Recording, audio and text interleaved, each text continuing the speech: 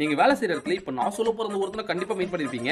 இவன் யார் அப்படின்னு பாத்தீங்கன்னா, அதிக பிரசங்கியா, அறவேக்கடா, அவதார் குட்டியா அப்படின்னு கணிக்க முடியாத அளவுக்கு பாத்தீங்கன்னா நம்ம குழப்பத்தை உண்டு பண்ணிக்கிட்டே இருப்பான்.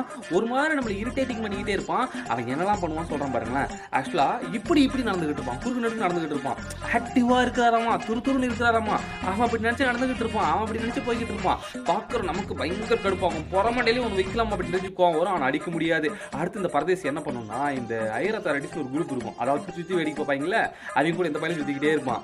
சம்பந்தமே இல்லாம என்னமோ அவங்களே கைப்பிடிச்சி இவன் நடக்க வச்சு கூட்டு போற மாதிரி பாத்தீங்கன்னா, அவங்களுக்கே வேலைக்கு அப்படின்னு பாத்தீங்கன்னா பிஹேவ் பண்ண ஆரம்பிச்சிருவான். நமக்கு அப்படியே குறவலை பிடிச்சி கடிச்சு துப்பிடலாமா அப்படின்னு பயங்கர கோவம் வரும். இதை விட முக்கியமா நம்ம வடிவேல் சார் ஸ்டைல சொல்லணும்னா, இது என்ன பாத்தீங்க, இதோட ஸ்பெஷல் ஐட்டம் ஒன்று இருக்கு அப்படின்னு ஒரு வேலை பண்ணுவோம். அது என்னன்னா, ஆகாயத்தை பத்தி பேசிக்கிட்டு இருப்பாங்க.